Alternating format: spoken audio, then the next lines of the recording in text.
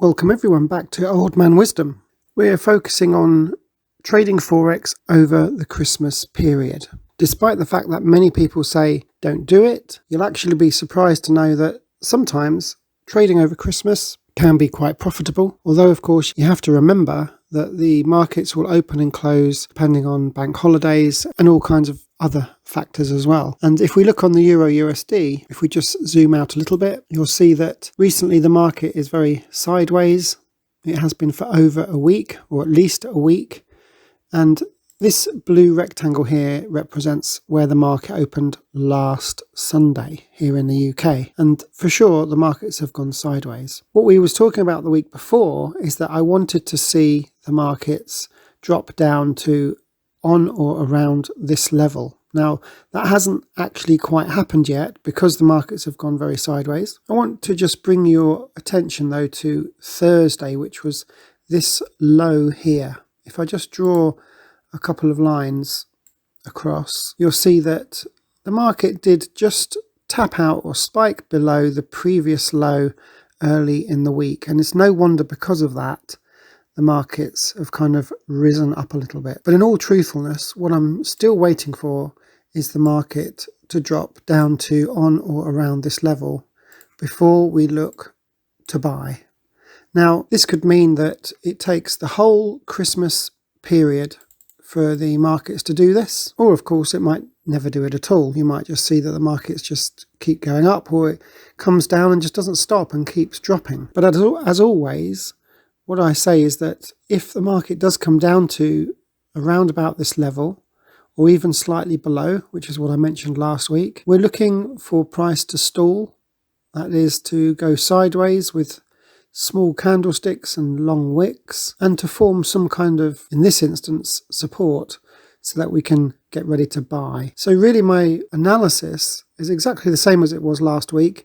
It's just that because of the Christmas period, the market hasn't come down to the level that I was hoping for. And herein is really a great lesson in patience. As a Forex trader, that's exactly what you need. It's no good thinking, well, it's near enough, or I just want to open a trade before the Christmas close of the markets. It's no good going against your plan of action as a Forex trader. If you do that, you're really opening yourself up for a lot of trouble. So it could be, like I said, that the market spikes down very suddenly and touches this area and then moves away without the opportunity to enter. Or it could be that we do get a spike down and that price hovers around this area and gives us a lovely opportunity to buy.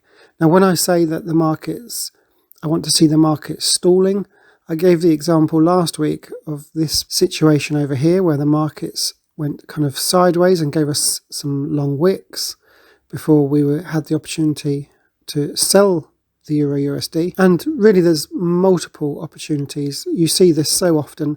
You see it down here. Look, if I just draw a kind of little area here, if this was the area that you was looking to buy, well, that's a prime example of what I mean by the market stalling. This happened over a period of 6 or 7 hours. And this is the kind of thing that I like to see, and the kind of thing that I want to see over at this level here. This level is the 1.05500 level. So really our analysis hasn't changed from last week. It's just that, like I said, because of the Christmas period, there's not a lot of liquidity in the market right now.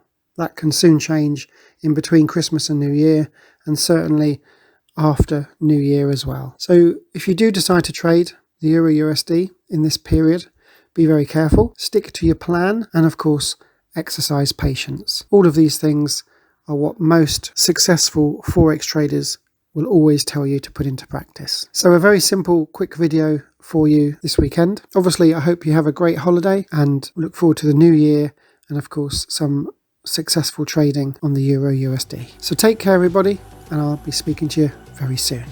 Bye for now.